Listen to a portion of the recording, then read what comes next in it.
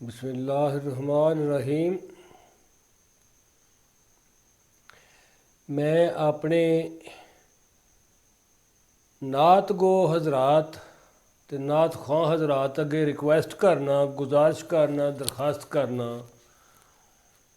कि मेहरबानी फरमा के अल्फाज का चुनाव वो करया करो,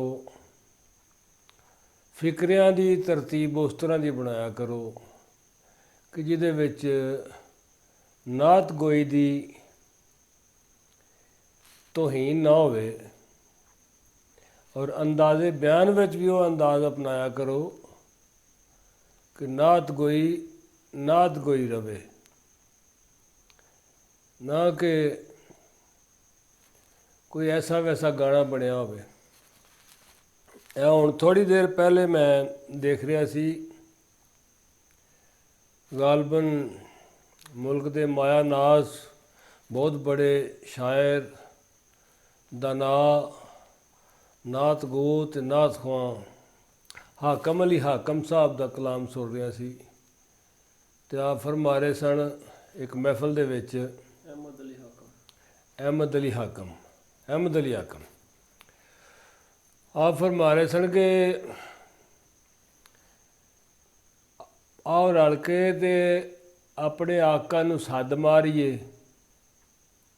आवाज़ मारीए आका नूं ते हो सकदा डुबदे तर जाइए।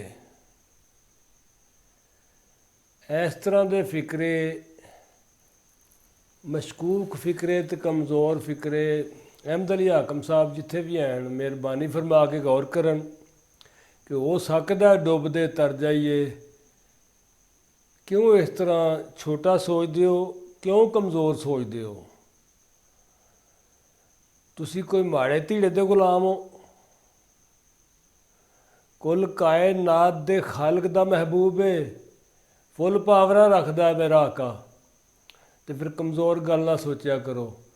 इस तरह कदे किसी जमाने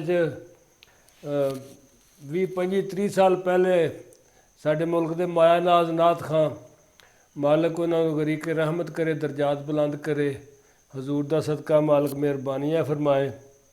अब्दस्तार न्याजी हुंदे सन नात खां, बहुत अच्छे नात गो शायर सन, पढ़ते भी बहुत अच्छा सन।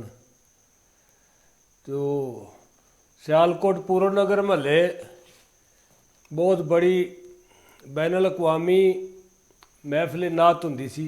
उहदे च खलकत दे विच खलो के आंदे ने बई सारे आखो वे सरकार मदीने बुला लो मुझे, 2-4 बारी आख के तो फिर वो आंदे ने और सानू किहड़ा उन्हां बुला लैना है।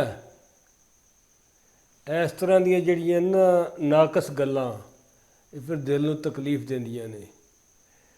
ते सच्ची मुहब्बत वाले, सच्चे ज़ौक वाले, सच्चे इश्क वाले, सच्चे उम्मती बनो। कमज़ोर बातां सोचना करना छड़ दिओ। इस तरह साडे अहले सुन्नत वल जमात दी लाई करांदे तुसी। कमज़ोर फिक्रे, कमज़ोर बातां नहीं करनियां। तुहाडी मेहरबानी। एडे एडे वड्डे बंदे हो के ते फिक्रे कमज़ोर क्यों लिखदे ने? इहदा मतलब तवज्जो हजूर दी नात लिखण वाले पासे नहीं हुंदी। उहड़ा अंदर वाला तुहाडा इंसान है, उहदी तवज्जो आका दो जहां की तरफ नहीं हुंदी। तवज्जो करंसी वाले पासे हुंदी है, तां ये खामियां पैदा होंदियां ने। मेहरबानी फरमाओ तो इस गल ते गौर करो। सल्लल्लाहु अला हबीबिही मुहम्मदन व आलिहि वसल्लम। सद मारिए पाक मुहम्मद नू, हो सकदे डुबदे तर जा।